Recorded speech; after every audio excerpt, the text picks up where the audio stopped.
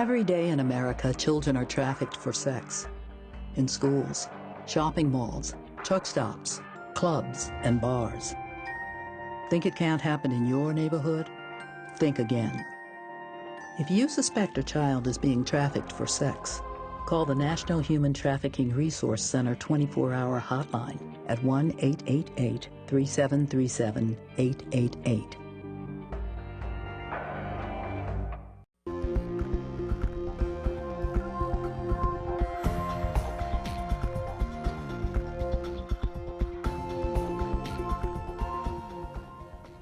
Welcome to a special KPLE broadcast tonight. The broadcast is Traffick911, Freeing Youth from Sex Trafficking, and I'm Robin Durham, your host.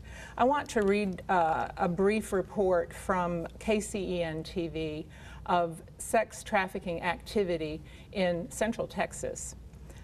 This is from Temple. The numbers are startling. According to the U.S. Department of Justice, child sex trafficking is the second fastest growing criminal industry in the country, just behind drug trafficking. Local leaders say Bell County is no exception. Since January 2014, the Bell County Juvenile Detention Center has identified 31 children in custody that were being sold for sex. Nationally, the crime is well hidden. When we start talking about the scope of the problem, this is one of the most underreported crimes. I thought that was a personal way to come to you tonight to tell you that we live in Central Texas, and there is a problem in Central Texas with human trafficking. As a matter of fact, Texas ranks number 2 in the nation in human trafficking, and that is a startling and troubling statistic. I'm very happy to have in the studio with me tonight a special guest panel. To my left is George Lynch. He's the CEO of Traffick911. George became the CEO in 2014. Traffick911 is a nonprofit focused on freeing youth from sex trafficking. The organization offers programs in prevention, rescue, and restoration of victims of domestic minor sex trafficking. I also have next to him Nancy Lechuga. She's a primary prevention specialist for Aware Central Texas. Born and raised in Belton, Texas, Nancy was hired as a volunteer director for Aware in 2009. She has since been promoted to the primary prevention specialist. She serves as vice president of the Temple Belton Exchange Club, as well as serving on the Centex Minor Sex Trafficking Roundtable. And at the end of the table, across from me, I have Angela Bowles. Angela is the director of Starry Counseling Services. Starry provides free counseling for youth 0 to 17 and their families, groups, parenting enrichment, emotional wellness, and mental health presentations, child abuse and neglect awareness and education, community support, continued education opportunities to enhance community collaborations in 32 counties in the state of Texas. Welcome to all three of you. Thank you for being with us tonight. Pleasure to be here. Well, you know, this is a topic that I believe is getting more and more attention. We're hearing about it in the news more and more often, which is sad, but I'm glad that citizens are being made aware, and I'm glad that services are being provided for the victims of human trafficking. So George, I want to start with you tonight, and if you would, please set the stage just with some of the hard facts of human trafficking. Well, it really is slavery. It is somebody whose rights are taken away and they are forced to do indentured servitude or debt servitude, or the sex trade is often a part of human trafficking. And though the Emancipation Proclamation was signed nearly 151 years ago, it continues, and in fact today on a global scale, more people are enslaved, 27 million people enslaved across the world than ever before, even when transatlantic slave trade was going on. So it's right that this becomes it's a health issue that we all need to be aware of what's going on. And particularly our interest is the youth that are affected by this, because as we call it, domestic minor sex trafficking, I think most people have this sense that this is what's going on overseas. It's an issue in India or Cambodia. It doesn't happen not in the land of the free, but unfortunately, indeed, it happens every day. And it's a business here in the U.S. of about $9.8 billion. That's with a B. It's an industry. And it's estimated that up to 800,000 young people each year are at risk of being lured into what they think is maybe a better life. But in fact, it is absolutely the worst story. And it's the wiliness of the evil one that would make this seem appealing, and an opportunity to shift from one bad situation to what they think is going to be better. But it doesn't happen that way. And so it's an honor to sit at the table with other partners that work in this space to really come around an individual and help them begin to find that true purpose that we all know God created them for, and we want to see them. It is not to be a slave or sold for sex. What are some of Traffick911's, what are some of the trainings and the awareness things that you're doing? Well, our organization began in 2009 really around prevention, and it was focused on talking to young people that were susceptible and at high risk.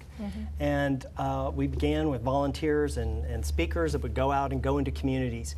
And then an opportunity came to go into a juvenile detention center. Now, here's one of the interesting things. These kids under the age of 18, because of their youth, are victimized and are vulnerable because they're young. They are not criminals. They are defined by the federal law as a victim of sex trafficking.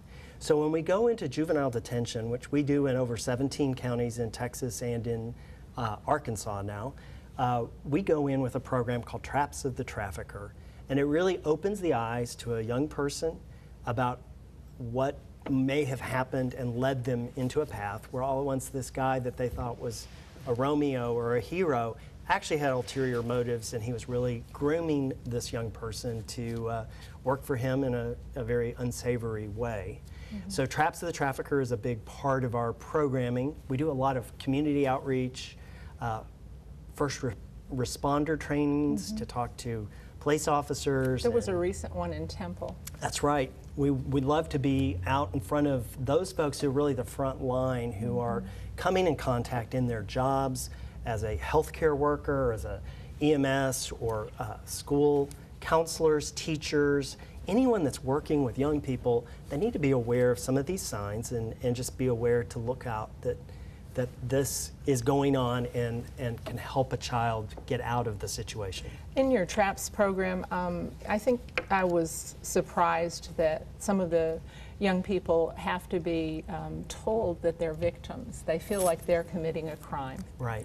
But that's really part of the awareness, isn't it? It is, and that's where juvenile detention has become sort of a crucible, if you might say, of children that have been, maybe they're in there for a drug charge, assault, some other criminal activity that actually lands them in juvenile detention.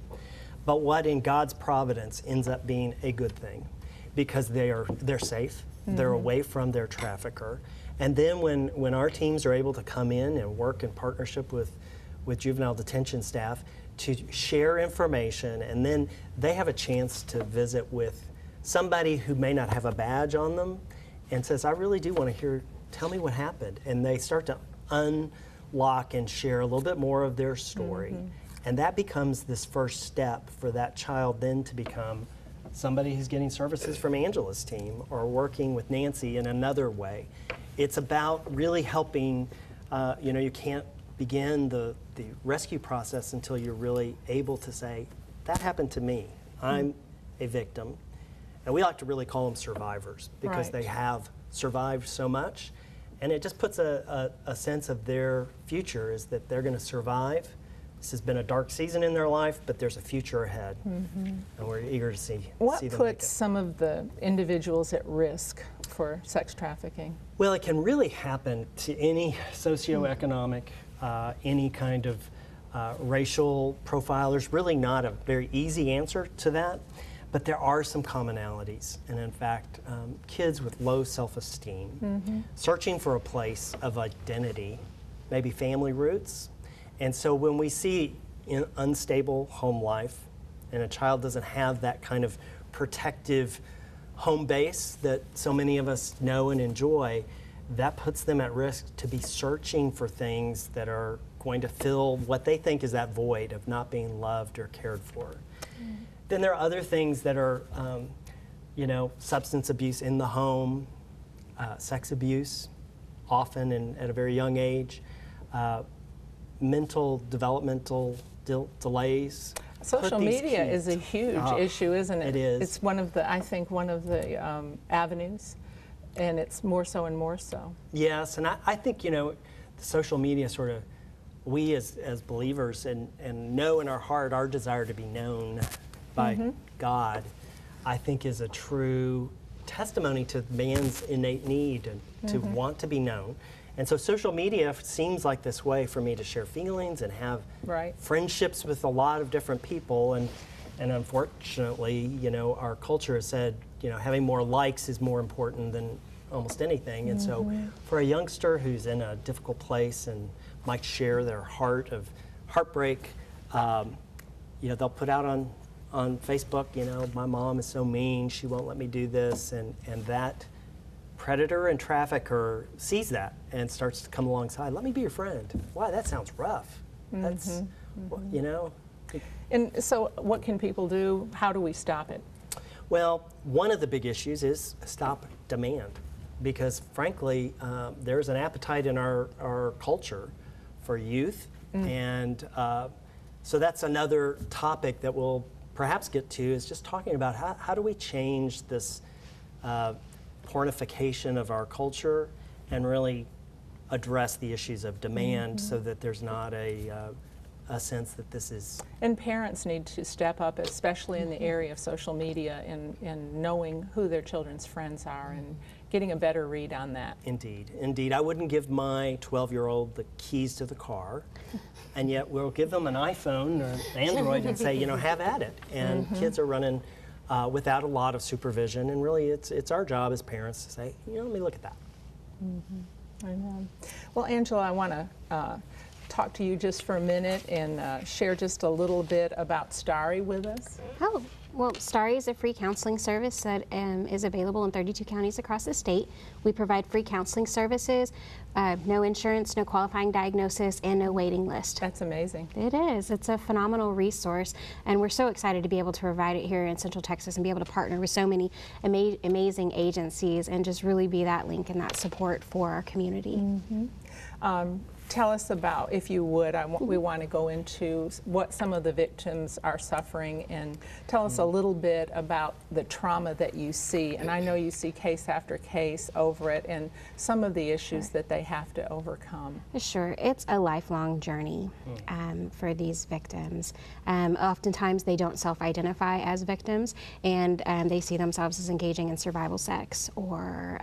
What do you mean by survival sex? This is an activity that they need to engage in to either ensure their safety or food or other necessities necessary to survive on a day-to-day basis, or they're for fear that their family may be harmed, or even children because in some they're cases. threatened. Yes. Their families are threatened, aren't they?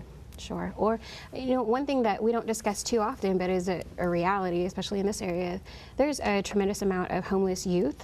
And they find themselves couch surfing, and sometimes whenever you're couch surfing, you may engage in an activity that you would otherwise be inclined to say no to because you feel like you have to in order to have a safe place to sleep that night, or a shower, or something to eat. Today we had a luncheon and we had a great turnout. We had a lot of law enforcement from all the police departments. We had people from the independent school districts, and we had pastors and a couple of mayors. And I was shocked at the statistic in Bell County of 1,200 homeless youth. And we're talking 7th, 8th through 12th grade. That's a tremendous number in just Bell County alone. So, as you said, if they're couch surfing, as you put it, they feel obligated in some way, some ways. Yeah. There is the National Center of Missing and Exploited Children has in the state of Texas, 46,000 active missing children cases. Many of them end up being those homeless youth or runaways. And then, you know, kids that are in the CPS system because there's been some disruption in the family, they're highly at risk. And we have 32,000 plus kids in that system here in Texas. About how many people are you seeing? Or can you even put a number on that? I really can't even put a number on it. 32 counties is a large group. It's 32 counties. Yes. We see a lot of people, and many years we've been doing this. It's difficult because they don't self-identify, and we don't want to re-traumatize them. And so it really is about developing that safe space and that safe place and recreating a sense of security and establishing that trust and that relationship with them to where they feel comfortable enough to share and open that door and express a little bit about what has happened to them. And oftentimes, because of the complexity of the trauma, it happens a little bit here. And then we'll see how you deal with it, and then we'll give you a little bit more information, and we'll see how you deal with this. And this can develop over months or years time. So it's not a cut and dry. It's not a, we plucked them out of this situation and now they're safe and now they're saved. That's really not, and now we can prosecute them. That's oftentimes not their story and not how it turns out. It's a lifelong journey, but we're happy to be able to provide some respite from the pain that they've been enduring.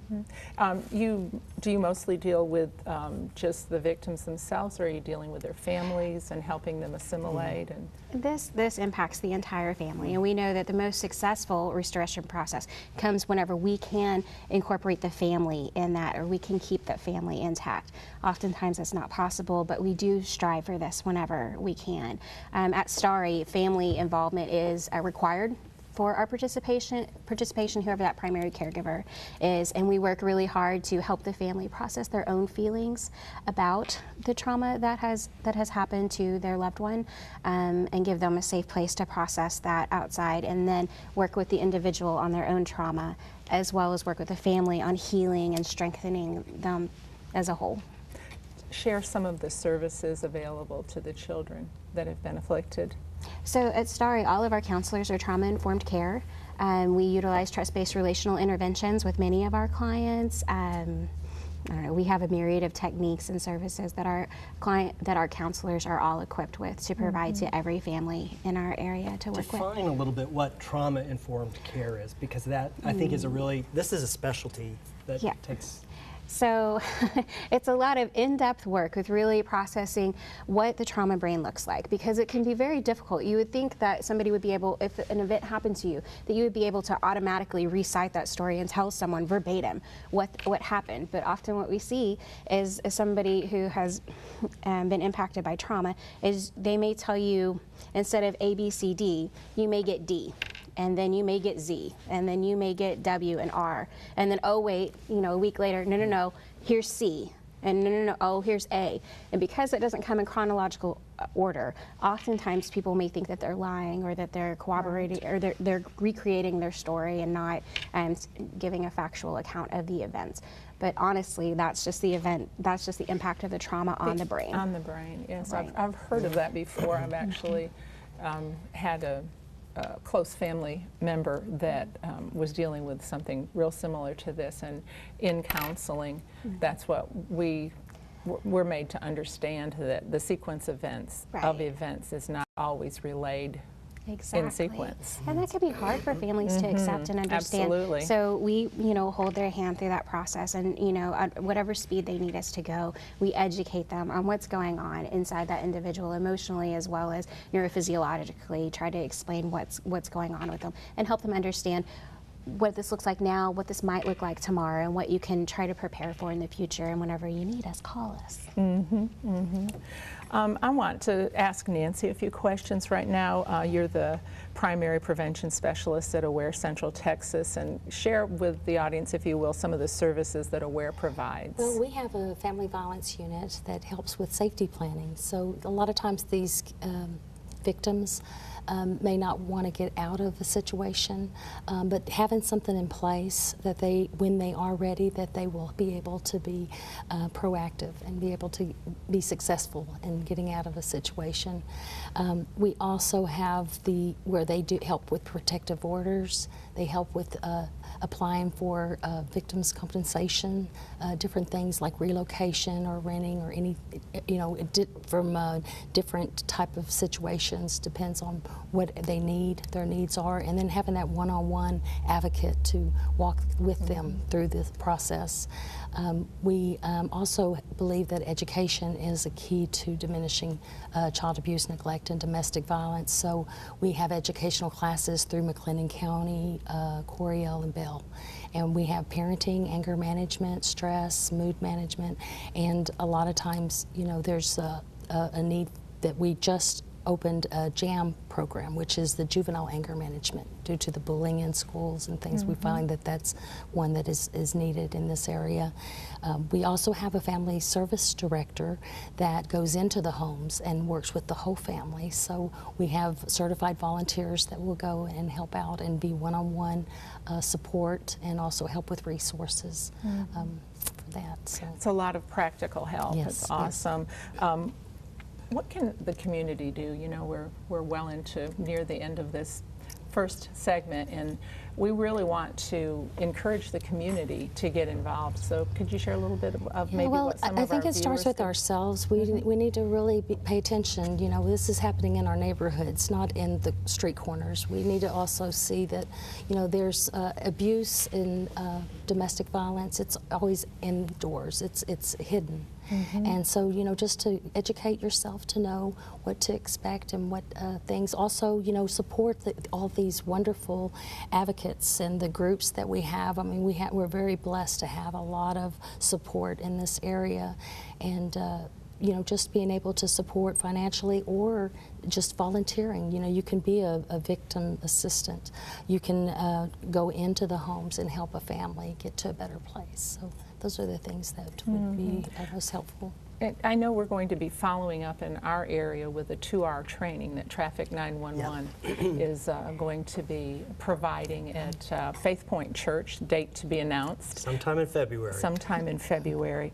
And that is, if anyone is interested in volunteering and helping Traffick911, even any type of volunteerism would be appreciated. So that's something that the community could get involved in. Indeed. And when you set through, I did go to the 2-hour training, and it's an excellent training. And you're really made more aware of some of the things to watch for, so that you could report to the police, not intervene yourself, but report to the police. I want to ask you too, Nancy, from your experience, what are some of the repercussions that children go through after being affected by sex trafficking? Well, I can only speak abroad, just from my experience being in foster, a foster license for 10 years, and also being involved with the Central Texas Foster Association. I've seen a lot of children, a lot of different situations. You hear a lot of stories of situations, but the sexual part, I find that the anger sets in, and then the doubt of who to trust, who not to trust, and it's a big issue. I truly believe that given hope and given the Word, giving a good foundation, and starting with the Word of God and letting them know who they are and who they were made and created, and through God all things are possible. And that, I find, goes a long way when you see someone, just rising up and becoming victorious instead of a victim. That is just speaks volumes. And I get a call and someone says, listen to this song, and it's I've been redeemed. That is what I live for. This is the stories that I see, that I know that we can make a difference, together, and making that difference one child at a time. Angela, I know that you said that it's a lifelong healing process in a lot of ways. Would you share a little bit? Have you seen some of your clients make some steps toward healing? I have had clients that have made some steps toward healing, and it's such a privilege to be a part, to be able to hear anyone's story and to be, you know, in that relationship with them, that journey of hope and healing that we provide. It's exciting. Unfortunately, there aren't major, you know, we want to say, yes, you know, they're done, but it doesn't always occur. But I do have hope that my clients, I know one of them ended up graduating high school. So that's successful. They were not successfully reunited with their family, but did find a safe family to stay with, and were active in extracurriculars during their high school career while they still met for counseling regularly and were able to process all of those relationship challenges and the traumatic events from having somebody that you love and trust trade you for drugs. Yes, yes. Well, we have a video that we're going to go to right now. These are some stories of hope that after discussing this, it is a heavy topic, but there is victory, there is hope, there is recovery.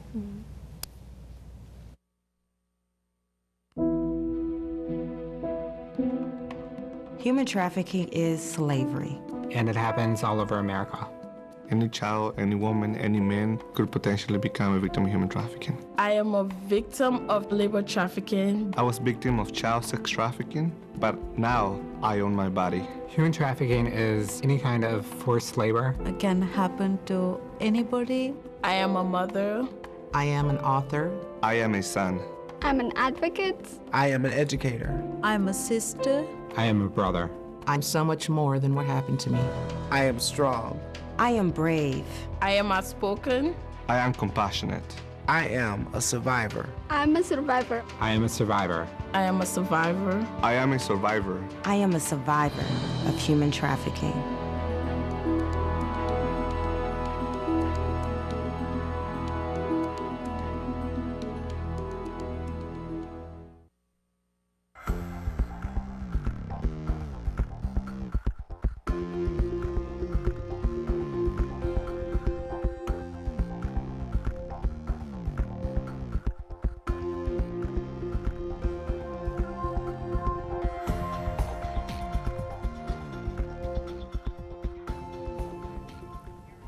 Welcome back to our program tonight, a special broadcast on KPLE, Traffic 911, Freeing Youth from Sex Trafficking. I'm Robin Durham, and I'm your host. I hope you got to be with us in the previous half hour. We had guests on that I failed to be able to thank, so I want to thank them for being with us, and I want to welcome a new guest to our table. This is Ann Jackson. She is the Assistant District Attorney for Bell County. Welcome, and thank you for being here with us.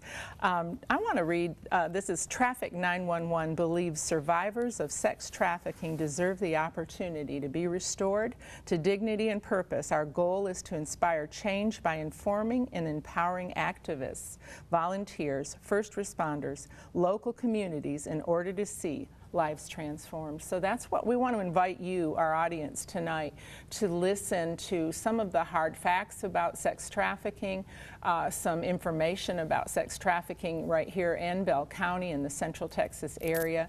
And we want to engage you in hoping that we'll stir in you a desire to be more informed and possibly be activated to be a part of the solution to this problem. So this again is George Lynch. George is the CEO of Traffic 911. If some of you weren't with us in the first segment, it's a nonprofit focused on freeing youth from sex trafficking. The organization offers programs in prevention, rescue, and restoration, and I love that. So George, if you would just kind of briefly hit those hard facts again. Well, we talked about it being big business. So it's nearly a $10 billion business here in the U.S. In Dallas, it's over $100 million a year. I don't know the statistic here in Bell County, but I wouldn't be surprised that it was multi-million dollars, and it happens all the time. The age of entry for a child into sex trafficking is often as young as 12 or 13. And I think one of the most shocking statistics is that the lifespan of an individual to endure is about 7 years. And the reasons they don't make it is the violence, the drug abuse, the just burden on their bodies, disease, and then suicide. They just can't take any more of the layers of abuse that go into enduring what is unfathomable. I was stunned today. We had a luncheon here, and Laura Palmer, who is the Bell County Volunteer Director or Coordinator for Traffick911, shared the fact that the entry age is from 12 to 14. That's just stunning. That's where the demand is, apparently. If that's the entry age, if that's the #1 Well, group. I think the thing that's so interesting is our culture has just become so sexualized, and you know, I'm a father of a 21-year-old daughter now, but I remember shopping for clothes and going, really, this is what an 8-year-old, and that was, you know, 14 years ago. Exactly. And today, the kind of products and, you know, lingerie for nearly toddlers, and just the access to pornography, which becomes a shaping of our mind as a culture, and what is acceptable, what becomes normative. And it's tied literally to sex trafficking, because it's just used to create demand for the buying of sex. And unfortunately, the #1 term in the porn search space is teen sex, which just tells you that 18 billion times last year that was a term that was searched. And so our culture desires youth in a way that is destructive not only to the individuals that are watching it and pursuing it, but also most definitely to the young people that get caught up in it. I sat through the 2-hour training that we will be having in our area sometime in February, and one of the things that you're mentioning, the culture that was said, was that one of the pimps had said we don't have to groom this youth, because it's not always girls. I was going to say these young women, but because sometimes it's young men as well, because the culture does the grooming for us. So true, and it is in the products, the television, the media. It just allows a change in what is accepted, and it becomes what is expected. George, you've mentioned porn a couple times as being the gateway. Right. Would you share with the audience a little bit on that? It's amazing. The facts are amazing on that. It really is. The reality in the definition of what trafficking is, for a minor to be considered trafficked, it could be engaging in sexual activity, or it could be appearing in pornography or in exotic entertainment. And all of those things, I think many people don't realize the volume with a huge demand, and pornographers are watching the search terms, and they're seeing that teen sex is #1, so they're going to provide what demand wants. And so, you know, the statistics that we hear is over 60% of young people that are trafficked, sold for sexual acts, are also filmed, and it's another revenue stream. And one of the reasons that sex trafficking is now #2 to drug trafficking is that it's a ongoing supply. I don't have to go restock my shelf of heroin or cocaine. I have a human being that I can put back out, market, and say, you're going to do it again tonight. I need another $1,000 from you for your activity. And that's what's going on, and it's happening right here in our communities under our noses. It's terrible. What are some of the roadblocks for survivors, for helping survivors? Well, I think the issue that's still, and we're talking about it now, is that people don't realize that being under 18 and involved in commercial sex, the child is not the criminal. They are being victimized by a perpetrator who is their pimp or trafficker. And so when helping them understand and identify that you've been victimized is a very difficult thing. And as we were talking with Angela about the trauma brain and the bonds that happen, this is their source of dependence, maybe housing, maybe food.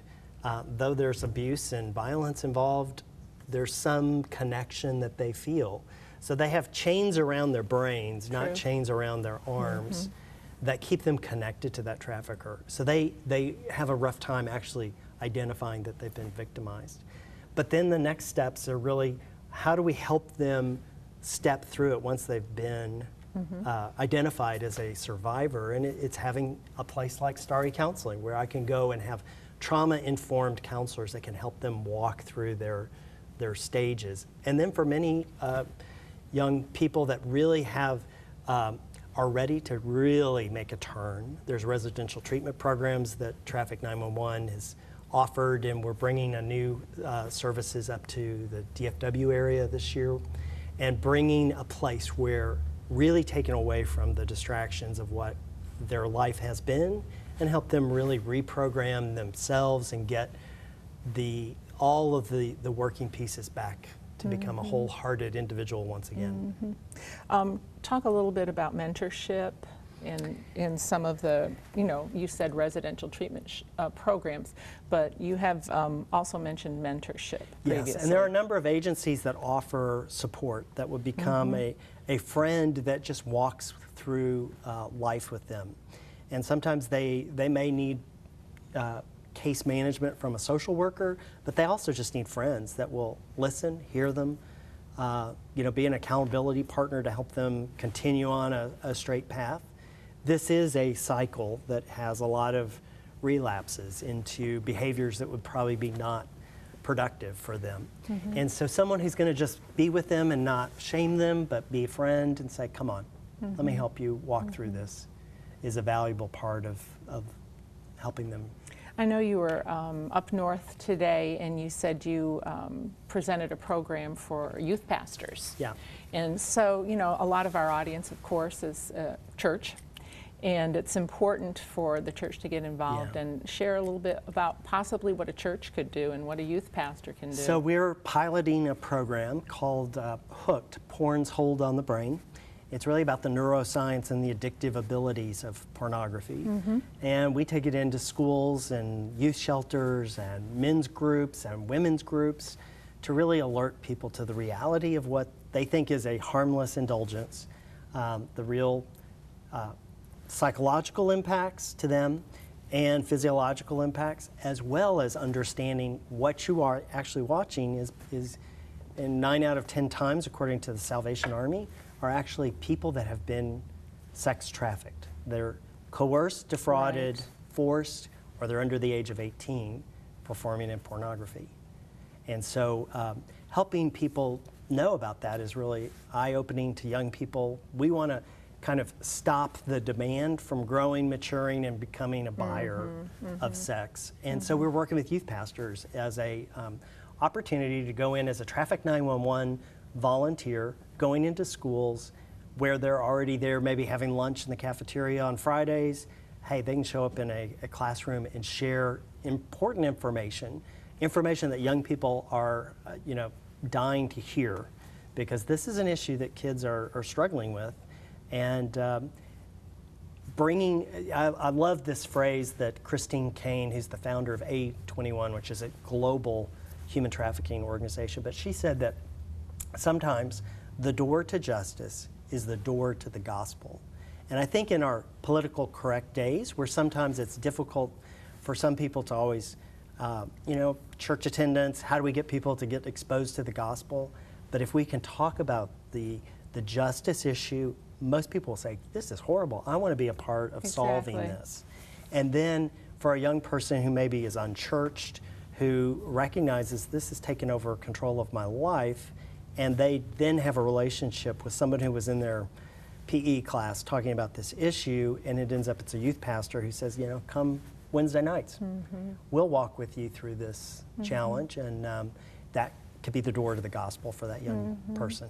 Well, so the cultural sexual grooming and pornography are probably two of the biggest contributors to the increase. Indeed, indeed. And especially as I think the Attorney General made a comment about we're seeing this rise in child pornography, and the only thing that's going down is the age of the victims. It's terrible. It really is. And so, when we have national figures like Jared Fogle from Subway being arrested for child pornography and buying sex of minors, it starts to wake people up. This is going on. and we need to, it's not okay. And that's the message we want to say. These people are young people with a purpose, a God-given purpose, and our heart's desire is to see them. Someone has to step up. I wanted to mention on February 9th, Traffick911 is hosting a viewing of a documentary feature film on domestic minor sex trafficking and sex exploitation of children at the Grand Avenue Theater in Belton at 7:30 p.m. Tickets are $10 in advance. You can go on the Traffick911 website and get some more information on the name of that film, The Long Night. The Long Night. Which I think just depicts really the reality for these survivors. And I do want to say a great statistic that we have is that in just 1 year, Traffick911 has identified and rescued 70 victims of domestic minor sex trafficking. And that's a little bit of an old statistic. I'm pleased to tell you that last year we identified 157 young people. This year we did 110, in 2015 I should say. And it's important work to help those kids begin their path. And you know, getting the word out, getting the awareness, getting the education so that those of us in the community can work together and you know, begin to stand up and do something about this that's going on under our nose as well. And thank you for being so patient and sitting and listening. We appreciate you. And would you share with us what some of the state laws are protecting our youth? Well, there's prohibitions against injury to a child. Of course, anytime that you touch someone under the age of 17 in a way that harms them and just cause pain. But of course, there's also prohibitions against indecency with the child, have any kind of sexual contact with someone that's under 17, and sexual assault, to have, you know, sexual intercourse with someone that's under 17, and of course aggravated sexual assault if that kind of contact happens with a child that's under 14. So those are just, you know, your average, you know, Texas statutes that prohibit an individual from having prohibited contact with children. But then if you have someone who's trafficking a child, who is enticing or transporting or harboring or otherwise obtaining one of these children and causing them to be a victim of one of these offenses, that's where the domestic minor sex trafficking component comes into it and makes it a little bit more of a web, a little bit more complicated, and brings it into the kind of work that George engages in with Traffick911. Some people have actually said this or are thinking this. Aren't the young people who sell themselves guilty of prostitution themselves? Technically, yes. I mean, the statutes apply to adults just like they do to children, but when a child is accused of engaging in that kind of behavior, he or she is detained and taken to the juvenile detention facility where they are questioned. And if the child starts talking about how someone has transported them to do this or coerced them into doing it, and then at that point we realize they're a victim of an offense, and people like Traffick911 are called in, or experienced detectives from the city in which the offense occurred. I think one of the things we need to point out is that while we may have children in the Bell County Juvenile Detention Facility who talk about human trafficking, they could have said it occurred in Oklahoma City. It could have happened anywhere. So those cases don't necessarily come to the Bell County District Attorney's Office. When those stories are told, you have to think about what law enforcement agency and what resources are available to the child and where that child's family is. If you were to look at the state of Texas, they would frequently talk about the triangle and how you have Dallas, Austin, and Houston, where these children are transported via interstate, and then you look at where Bell County is, and we're right on I-35. And I think people like to point at Fort Hood and talk about how they create a demand for it and their customers for it. I've heard people at Fort Hood talk about the 40,000 soldiers we have at Fort Hood, you know, the ops tempo we'd have over the last 14 years, and the way that that's affected families. And you have deployed families, which sometimes lead to broken families or domestic violence in the home, which cause children to run away. And so we have that significant problem of families fleeing homes in which there's domestic violence or child abuse, and then becoming the runaways that become the children that are trafficked or prostituted. And you're going to see that in any community that you have, but I think are certain communities in which there's a high amount of stress that create the children that are victims of this horrible offense as well. Yes, it's true. Share for the audience what you meant by the triangle. I've had it explained to me, but our audience hasn't. So. Well, there are major cities in the state of Texas, Dallas, Austin, and Houston, and frequently the children or the people who are trafficked are transported from city to city. And one of the things that police officers have been asked to inquire of these children is where you're from, where have you been, and to see whether these people don't know where they've been for the last few nights or they've been going from city to city, because that's evidence that they aren't in control of their destiny and that they're being made to do something against their will. Mm-hmm. And I've talked to people at the state level who said that anytime they're working on a trafficking case in the state of Texas, it's somehow connected to Bell County. They've somehow been through Bell County. Wow. And so we are in the middle, kind of the middle of that triangle, if you were to look at it geographically, which puts quite a burden on law enforcement officers when it comes to their attention to figure out, okay, you've been trafficked, where did the crime occur? Because sometimes it's hard for them to articulate and remember where they were when these horrible things happened to them. So being in the juvenile detention centers is possibly a safe gap, in a sense, for these children. And what I'm learning is that our law enforcement is being trained. People that are in charge at the juvenile detention centers are being well trained to detect by questioning in some of the ways that you just explained to try to identify some of the victims. Well, we're lucky to be in a state where Greg Abbott, as Attorney General, passed some significant legislation to really support trafficking victims, and Ken Paxton as well has been a very staunch advocate against trafficking. What is some of the legislation it's taken place recently? Well, it's been over back when Greg Abbott was Attorney General. But it's strengthened along with some of the federal laws that have come out, and just in federal law in last May signed into law was the Justice for Trafficking Victims Protection Act, which enables now a victim to get compensation back from their perpetrator. And so previously a child might, their perpetrator might be criminally charged, but there was no ill-gotten gains given back to the child. And we're now seeing that those are actually happening, that hundreds of thousands of dollars are being handed back to young people that in no way assuages the damage done to them, but it is a good way to enable them to get the treatment and care that they need as a long-term. With statistics that I've just really recently come to know of, Texas being number 2, us being in the middle of this triangle, Bell County, the statement that you just made about most of the cases that the victim can pinpoint that they have been in Bell County sometimes is just devastating to me, because I'm from here. This is my city, this is my county.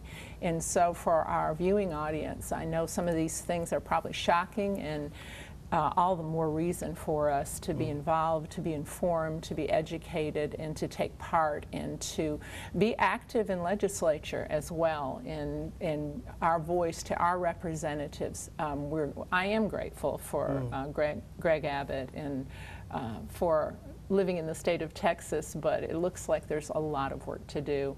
There's a lot of work to do still. Ann, I want to come back to you. In your experience, who are the buyers? It can be absolutely anybody. There are situations where it's other teenagers. They're buying the sex, or even coordinating for girls to go have sex, people in their 20s, 30s, 40s. The consumer of this kind of crime can be absolutely anybody. I don't think there's any one demographic that we can say is number one. It can be anybody, because as was pointed out in your earlier segment, it happens behind closed doors. So you can effectively get away with it until someone's able to tell the truth in a consistent way that can be corroborated, so that we can go after them. It's shocking, even some of the information that Laura shared at lunch on just peers selling other students, or boyfriends selling girlfriends, and just as you said, it can be anybody. and of course I jumped into that, who are the sellers, but just that all of this is going on is so disturbing, and that, as you said, the buyers can be almost anyone. Well, as George it's was... not like it used to be. It's just things have changed so dramatically. But we all know that it's illegal to have heroin or methamphetamine Right. and cocaine. It's not illegal to be in possession of a 17-year-old girl, even at a hotel. So you have an endless supply, don't you? Because it's not illegal to have her in your possession, and you're able to coordinate things through your Facebook page, through your cell phone, so it's not visible to any law enforcement officer that's even watching a hotel. They just see people coming and going, and until they're able to actually talk to someone who feels safe enough to tell the truth, are they able to figure out who's making these girls or causing these girls to do it. And frequently the girls don't feel safe enough to tell the honest facts to a police officer at the time, or even long enough to get to a prosecution for us to prevent the person who's coordinating it from doing it again. George was sharing with me before we sat down that some of the industry, you mentioned American Airlines and Delta and Radisson hotels are getting involved and stepping up, because so much of the crime takes place in the travel industry, and it's a great thing that this industry is starting to say, wait, we have people on the front lines, at front desks, at flight attendants that are in the cabin that see a coercive behavior and can just say, if you see something, say something. And I think we have the national hotline for human trafficking, and this 888 number is a great resource that we should all have in our cell phone numbers. And just, if you see something, make a report. This is where eyes and ears of us as a community really pays off. When we see something that just doesn't seem right, you're not being a nosy neighbor, you're being a good citizen, and you're helping put pieces together that can really cause change. And we've had people come to our domestic minor sex trafficking roundtable that talk about the trucking industry as well. That you have advocates in the trucking industry, or that go into massage parlors and strip clubs and just plainly speak directly to the girls or the people they see there to ask, why are you here and what are you doing? And to see if they can simply rescue someone even with that kind of direct tact in any of those entry points that you're talking about. Right. That's great. Right. George, we have less than 2 minutes left, and I'd like you to wrap up if you would. Well, it is a heavy topic, but I think the thing that drew me into this was I knew a God who was bigger than the heartaches and layers of pain that I saw these young people undergoing. And so I think the thing that drew me to it was this sense of hope, and seeing lives of people who have been dramatically changed because somebody cared enough to listen, believed them, went the extra step to be a support. And so it's easy to curse the darkness, but it's sometimes harder to light a match. And we choose to light matches and to be seed planters of love. Many times our work is in a secular environment, but many times we get to share the love of Jesus Christ in the work that we do. And that's where we know the true hope for life transformation is. And so Traffick911 is a group of 550 volunteers that work across our state. And they do presentations, they go into juvenile detention, they help in a number of ways. And so to attend one of our volunteer orientations be a great way to kick off and say how to make a difference in this issue that's affecting young people's lives. Yes, that's great. And I do want to encourage you, we will be getting information out about the 2-hour training so that you can become a volunteer. And thank you so much for what you do. And George, appreciate you and our previous guests. I'm so grateful for all of the agencies that are in our area that are working together with law enforcement. God bless you, and thank you for watching us this evening.